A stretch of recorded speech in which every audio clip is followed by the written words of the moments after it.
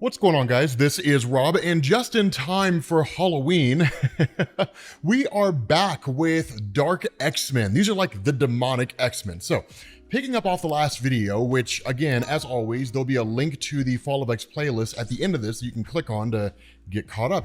We basically pick up with this kind of alternate reality story of Madelyne Pryor. Now, the long and short of Madelyne, for those of you guys who aren't familiar with her, she was basically a clone of Jean Grey, right? In fact, when she was originally created, it was Chris Claremont's desire to get rid of Jean. So originally, Cyclops was going to marry Madelyne Pryor and then ride off into the sunset. Such as it was, after the Dark Phoenix saga, Jean Grey was so popular, Marvel brought her back. But the idea behind Madelyne is that in the main Marvel universe, she had basically made a deal with demons and then launched attack against the city of New York in the original Inferno storyline, not to be confused with Jonathan Hickman's Inferno. In this story, this version of Madelyne Pryor never stopped, right? She was, well, seemingly never defeated, and in effect, Limbo had basically overtaken Earth. Now, the difference here is that this Madelyne, as a lot of you guys had called ahead of time, basically comes from Secret Wars in 2015, when the multiverse collapsed and Doctor Doom used the powers of the Beyonders to save whatever he could.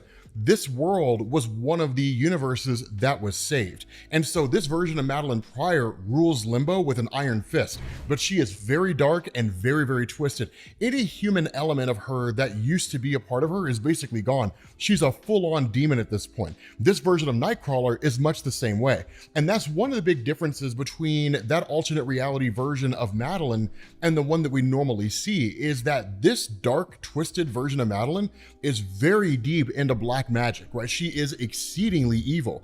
And so what's going on here is that in addition to all of this, in the last video, Warren Worthington, Archangel, had basically been defeated and was presumed left for dead. Ultimately, he was taken by the forces of Orchis, who again are hunting down mutants across the world, and brought to Madelyne for her to use her magics and then basically imbue him with whatever power he needs in order to help Orchis take down whatever forces are out there. Now, one of the things that longtime readers of Marvel Comics will be picking up on pretty quickly is that Marvel is very much leaning into a lot of the old school Days of Future Past, Age of Apocalypse kind of plot devices, right? Using mutants to hunt mutants. So again, it's really one of these age-old elements of the Marvel landscape, and everything old is new again. Now, the other part of this is Alex Summers, the brother of Cyclops, also known as Havoc. He was severely injured, and in fact, it looked like he was gonna die, but he's taken by the main Marvel Universe Madelyne Pryor, who uses some pretty dark magic and basically finds a way to effectively try to resurrect him, or at the very least stave off death, right? Keep him alive for a period of time. Now, something to understand about magic in Marvel Comics is that it does come with a kind of price. What this price is can range and really has a lot to do with the plot device that's going on. For example, when Doctor Strange tried to sell 100% of his soul for absolute power, basically the power of God during Avengers and New Avengers, because of the fact that magic corrupts the soul, dealing with black magic, things like that, which he had done in the past, his soul was corrupted, so he could not sell 100% of his soul, right? Just things along those lines. With the character of Alex Summers, we don't know exactly how far reaching this is going to be. All we know is that it's going to have some kind of an effect on his powers. Now, for the other members of the team, Azazel, the father of Nightcrawler, which you can probably obviously tell by his physical appearance, Zero, who's basically a mutant that has the ability to transform his body into virtually anything he wants to, and in fact, merge into other people's bodies as well, which he'll do with the robot version of Wolverine, Albert, as he's known. They all kind of start fracturing a little bit. And the reason for this is because this is a team that's a combination of heroes, villains, and anti-villains. For a character like Carmen Cruz, she's relatively new to all of this. So for her, she doesn't really fall into either category. She's just kind of a person that's just sort of here, and she's young and learning about all this stuff. Madelyne Pryor has historically been a villain, but in this instance, I guess she's more of an anti-hero. Alex Summers, this guy's down bad for Madelyne Pryor, so he'll go wherever she goes. Gambit, of course, is an anti-hero, so on and so forth, right? The list goes on and on and on. But the thing here is that not all of them agree with the actions of Madelyne, because as we covered in the previous video, Madelyne has no qualms with killing. She has no issues with doing that, right? So if some rogue group, some Orcus team decides to attack them, she'll have them all annihilated. People like Gambit are a little on the fence about it, like that's not really what the X-Men stand for, but the reality here is that Madelyne Pryor is kind of right? Extreme circumstances call for extreme measures, right? Extreme actions. And so for her, it's not a matter of what's left of the mutant population trying to run and hide and so on. It's let's go on the offensive and take the fight to them, but be equally bad in order to ensure that we win, right? Otherwise, our morality will be our handicap, right? It's very much a philosophical argument there. But what's also really interesting here is that we're introduced to a couple of characters that we haven't really seen before. The first one is Kroll and the second one is Valen. Now, these are two people who are working directly with Orcus, but they're kind of like a special team, right? Which is to say that sure, Orcus as a gigantic organization is tracking down mutants, but much like we talked about with the idea of mutants hunting mutants, different things like that, that Orcus is working with people that are very cloak and dagger, very mysterious, likely have some ties to the mutant population itself, but because of their capabilities, specifically these guys in tracking down and capturing Madelyne Pryor, because this alternate version of Madelyne Pryor, she did reappear in the main Marvel universe in a really trash story. Literally, they were launching an attack and trying to conquer Earth using a cargo container in Florida as a base of operations. It was one of just the most ridiculous concepts ever in the history of Marvel Comics. It was dumb, but that's how they managed to capture her, right? These folks are just incredibly capable. We don't really know the level of power that they have. What we do know is that because Albert, the robot version of Wolverine, is a robot, what it does do is it allows Kroll and Valen to actually spy on Madelyne Pryor's team, with them being none the wiser. Now, one of the things that goes on here is, again, Zero does merge with this version of Wolverine, which is really kind of wonky, but the reality is that the charter of the mission remains the same. That for Madelyne Pryor and her Dark X-Men, the idea is to go out there into the world and find different mutants that are fleeing from Orcus, that have remained on Earth, that are trapped here and trying to find some measure of safe haven. But what's wild about this is that she actually splits the team in two. One team ends up going after the Morlocks, which we'll cover here in a second, because those poor guys, they can't catch a break. But the other team is tasked with going after Marisol. And in fact, Carmen is sent after Marisol. Now, the reason why is because Marisol is young, Carmen's young. The belief of Madelyne Pryor is that Carmen could actually resonate and most likely talk to Marisol in a way that nobody else could, because Marisol would just attack the rest. So again, it's a really, really cool element, and Marisol is a pretty underrated character. But what ends up going on as we transition over to the Morlocks, the team's led by Callisto. Now, Callisto is a long-standing member of Marvel Comics, and she's been the leader of the Morlocks for quite some time. One of the cooler story arcs that happened with her character back in the day is that Storm, one of the field commanders of the X-Men under Cyclops, had actually defeated Callisto in one-on-one combat in order to determine the leadership of the Morlocks. What ended up happening is, of course, once Storm won, in order to allow Callisto to maintain her honor and to maintain that kind of connection between the two, she allowed Callisto to kind of be the quote-unquote field commander of the Morlocks. So in essence, she was still leader of the team, right? She still led the Morlocks as a whole. But these guys can never catch a break, man. Whether it's like the Mutant Massacre when Sinister sends his forces into the sewers of New York to massacre the Morlocks, or any number of things, man, they just can't be left alone. Because what happens here is that while they're just kind of out there on a boat, basically avoiding any and everybody, somebody swoops in and just like takes two of them out, cuts one of them in half, only for us to find out it's a reworked version of Archangel. He's been modified and warped by the alternate reality version of Madelyne Pryor, which what's really cool to see is that he's actually got his metallic wings back, right? We don't know if they're actually adamantium or some kind of organic metal that's similar to what he's used in the past, but regardless, he just takes these guys out in one fell swoop. Now, from there, Gambit and his forces kind of respond as best they can, but against someone like Warren Worthington, who has the ability to fly, that's where the difficulty comes into play.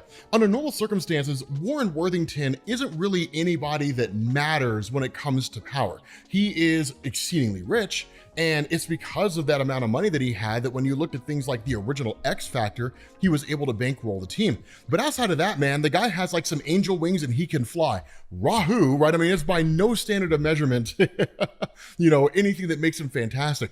What does make him cool is when he was originally Horseman Death, his original wings were ripped off and replaced with metal wings. And then in turn, he just became this wildly deadly guy, because this dude who can fly around, shoot metal wings at you, right, attack you from a distance, it makes him pretty formidable, especially in the face of people who cannot fly. What can they do, right? It's like being mowed down by a helicopter or a jet or something along those lines. And so the best they can do is hold off against Warren Worthington until like Gambit can concoct a plan. Now at that point, you switch over to Mexico with the arrival of Madelyne Pryor, Albert, Alex Summers, and Carmen to meet with Marisol. Now Marisol is incredibly powerful, and she's one of these mutants that a lot of people sleep on in terms of what she can do. The reason for this is because she has the ability to manipulate plant life. Now on the surface, that doesn't really seem impressive at all, but because she can manipulate plant life, she can make any plants of any kind grow in any location. Specifically in this instance, she has plants growing that start emitting these pheromones, right? These kind of spores that basically knock everybody out. And that's only a taste of what she can do. She can basically grow plants. She can create plants by merging plant species, right? Things that aren't native or aren't natural to the world. So she can create plants that emit spores that drive you insane, that could take away your powers, that could force you to see things that aren't there, that could alter your perception of the world around you, create hallucinogens. I mean, there's all kinds of stuff that she can do, to say nothing of simply just manipulating plant life in its natural form. So again, it doesn't seem overly impressive, but given the right kind of storyteller, she would be able to take out most any and all teams that exist out there. And so during this time, different members of the Dark X-Men kind of experience these hallucinations. We don't really see what everybody sees. We only really see what Madelyne sees, which is her kind of revisiting her own past, learning she's a clone of Jean Grey, so on and so forth. Not a whole lot doing there, right? I mean, if you don't really know anything about her history, I guess it's kind of interesting, but even if you do know about her history, it's not really interesting at all, because I mean, outside of her being a villain, the old school stories with her are not all that fantastic. But for Carmen, walking up and talking to Marisol, this creates a kind of connection between the two, because what Marisol has done is by using her powers and manipulating plant life, she's created this gigantic barrier that cannot be easily overcome. Now, one of the things that I do want to point out here is that this appearance of her and the role she's playing, Marisol basically says, like, I visited Krakoa for a little while, but I have no desire to go back. Right? Like, even if I could go back, I don't really want to. I mean, it was kind of cool for what it was, but the reality here is that it was all politics. They were doing some shady stuff, and they were, right? Like, the Quiet Council on Krakoa was kind of presented as this governing body that was there for the betterment of the mutant population, but it was very much a kind of Orwellian, everybody's equal, but some are more equal than others type philosophy, right? So again, rules for thee, not for me. And so it was really, really weird in terms of how it functioned and how they kind of made it work. But the reality here is that for folks like Marisol, she had no desire to return. Even then, when you have like Orcus hunting down the mutant population, this is just kind of an instance of what's going on. And you guys noticed that over the course of us covering the entirety of the Fall of X event. You find these small little pockets of the mutant population across the world. Some of them are resistance fighters, others are just hiding out and just waiting until the whole thing blows over, hoping that basically somebody else saves them. Because that's really what Marisol's doing. She's keeping people safe, but at the end of the day, like, what's the end game here? Right? Like, what's the end goal here? And it's just wait, right? Just wait things out and hope that somebody comes and brings an end to all of this so that Marisol and her ilk can kind of come out and say, okay, cool, thanks for saving us, let's go back to life as normal, right? So again, it's the smart move depending on, how you see things and what you're doing here. But for Carmen and Marisol, because they're both young, because they're both youthful, and in a lot of ways, they're caught up in a circumstance they can't really understand, for the most part, Carmen starts kind of traveling around and visiting the local people, right? She's the only one who's really allowed in by Marisol because it's really the only person that Marisol trusts. Now, what's also going on here is that in addition to the forces of Gambit and his guys dealing with Archangel, that you basically have Madelyne Pryor's evil version sending out the Nightcrawler clone, or the Nightcrawler, monster, if you want to call him that. Basically, a warped and twisted version of Kurt Wagner from that alternate reality, from Limbo. And so once he starts teleporting around, again, he's just a straight up demonic entity. There's no like Kurt Wagner as we know him trapped inside this guy's mind. He's just straight up in an animalistic state. And so he's just kind of teleporting around and attacking everybody that he can. But then he comes to this realization that what he should be doing is actually going after Carmen, going after these mutants who were here. Now, again, all of this is done at the direction of like Krull and Valens and so on, but Orchis itself. Why go after Madelyne Pryor and her forces when there's a whole host of these unarmed mutants that exist on the other side of this plant wall that this thing can go after and basically wipe out almost instantly due to its ability to teleport around and so on and so forth. So that's exactly what it does. Now, Carmen does step in, right? She steps in, she attacks this thing, and she's able to hold it off momentarily, just long enough for her to realize it can't easily overtake her, and then it teleports away. But do not be fooled, right? It's not as though she defeated this thing.